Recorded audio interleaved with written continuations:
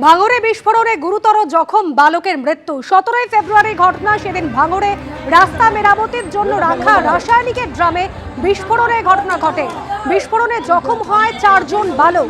95% burn injury ছিল বালকের। অত্যন্ত আশঙ্কাজনক অবস্থায় হাসপাতালে ভর্তি করা হয়েছিল।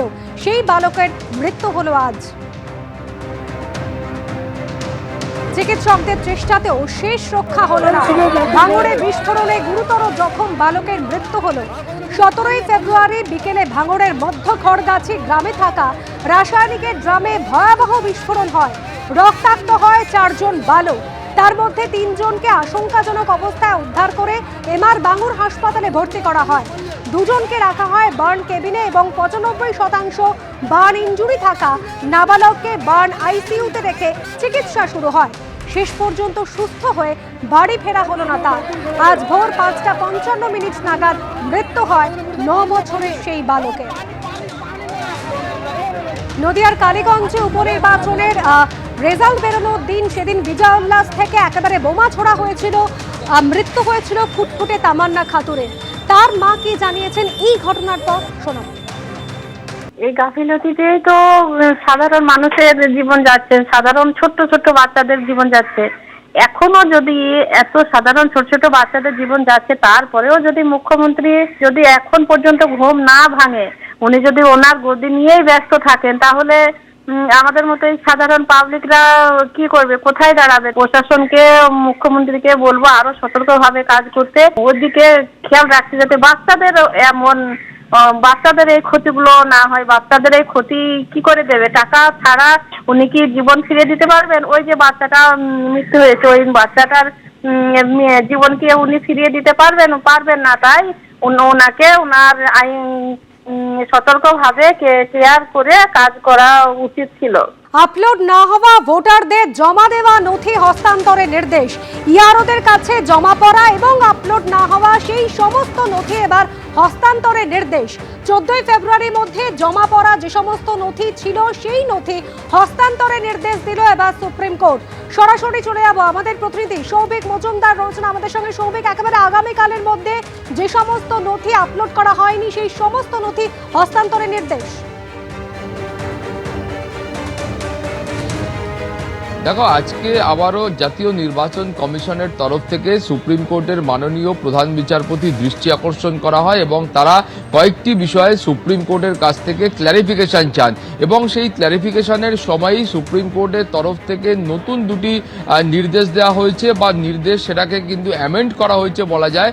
এবং সেখানে স্পষ্টত বলা হয়েছে যে ইআরওদের কাছে 14 ফেব্রুয়ারির মধ্যে যে ভোটাররা যা যা ডকুমেন্ট তারা দিয়েছিলেন এবং যে ডকুমেন্টগুলো ইআরওরা এখনো পর্যন্ত আপলোড করেননি, সেই ডকুমেন্টগুলি ইআরওরা আগামী কালের মধ্যে সমস্ত ডকুমেন্ট জুডিশিয়াল অফিসারদের হস্তান্তর করবেন। সেই নির্দেশ আজকে সুপ্রিম কোর্টের তরফ থেকে দেওয়া হয়েছে এবং তার পাশাপাশি যেটা বলা হয়েছে, জাতীয় নির্বাচন কমিশনের তরফ থেকে তারা কিন্তু মাধ্যমিকের অ্যাডমিট কার্ড গ্রহণ করার বিষয়ে একটা ক্ল্যারিফিকেশন চেয়েছিলেন এবং সেখানে সুপ্রিম কোর্ট গোটা বিষয়টা ক্ল্যারিফাই করে বলেছেন যে এই যে মাধ্যমিকের অ্যাডমিট কার্ড এবং তার সঙ্গে মাধ্যমিকের যে শংসাপত্র রয়েছে, এই দুটিকে নির্বাচন কমিশন গ্রহণ করবে। কিন্তু কেন গ্রহণ করবে সেটাও উল্লেখ করে দিয়েছেন। এই মাধ্যমিকের অ্যাডমিট কার্ড এবং শংসাপত্র সেটা গ্রহণ করা হবে শুধুমাত্র ডেট অফ বার্থ নিশ্চিত করার জন্য এবং তার পাশাপাশি সেখানে গার্জিয়ানদের বা পিতামাতার যে ডিটেলস রয়েছে সেইটা সম্পর্কে নিশ্চিত হওয়ার জন্য নির্বাচন কমিশন এই দুটি যে ডকুমেন্ট আছে সেই দুটি ডকুমেন্ট তারা গ্রহণ করবে। এবং সুপ্রিম কোর্টের তরফ থেকে গতকালের নির্দেশের পরে আজকে শুধুমাত্র এই নির্দেশই দেওয়া হয়েছে। তুমি জানো যে গতকাল সুপ্রিম কোর্টের তরফ থেকে যে নির্দেশ দেওয়া হয় সেই নির্দেশে বলা হয়েছিল যে যত গোটা পশ্চিমবঙ্গে যে সিভিল জজরা আছেন, অর্থাৎ যাদের জুনিয়র ডিভিশন হোক বা সিনিয়র ডিভিশন, যাদের ন্যূনতম 3 বছরের অভিজ্ঞতা রয়েছেন, তাদেরকে আজকে থেকেই তাদেরকে এই এসআইআর প্রক্রিয়ার যে স্ক্রুটিনি রয়েছে তার সঙ্গে যুক্ত করতে হবে। তারা হিয়ারিংয়ের কাজ করবেন। তার পাশাপাশি বলা হয়েছে যে এই জুডিশিয়াল অফিসার যদি পর্যাপ্ত সংখ্যায় না পাওয়া যায়, শুধুমাত্র সেক্ষেত্রেই কলকাতা হাইকোর্টের মাননীয় প্রধান বিচারপতি মনে করলে ঝাড়খণ্ড এবং ওড়িশা থেকেও জুডিশিয়াল অফিসারদের আনার বিষয়ে তিনি অনুরোধ করতে পারেন, কিন্তু সেটা একেবারে সর্বশেষ ধাপ। অর্থাৎ পশ্চিমবঙ্গে যত জুনিয়র এবং সিনিয়র ডিভিশন জজ রয়েছেন, সিভিল জজ রয়েছেন, সেই সংখ্যাটা যদি পর্যাপ্ত না হয় সেক্ষেত্রেই কিন্তু অন্যত্র থেকে এই জজদের নিয়ে আসতে হবে বা জুডিশিয়াল অফিসারদের নিয়ে আসতে হবে। সেই নির্দেশ গতকাল সুপ্রিম কোর্টের তরফ থেকে দেওয়া হয় এবং তারপরে আজকে জাতীয় নির্বাচন কমিশনের তরফ থেকে যে ক্ল্যারিফিকেশন চাওয়া হয়েছিল, সেই ক্ল্যারিফিকেশনের ভিত্তিতেই কিন্তু আজকের এই নির্দেশ। অনুসুয়া, ধন্যবাদ সৌভিক। আপনাদের আরো একবার জানিয়ে রাখি, যে সমস্ত নথি আপলোড করা হয়নি, ইয়ারোদের কাছে জমা পড়েছে কিন্তু নথি আপলোড হয়নি, সেই সমস্ত নথি আগামীকালের মধ্যে হস্তান্তর করার নির্দেশ দিল সর্বোচ্চ আদালত।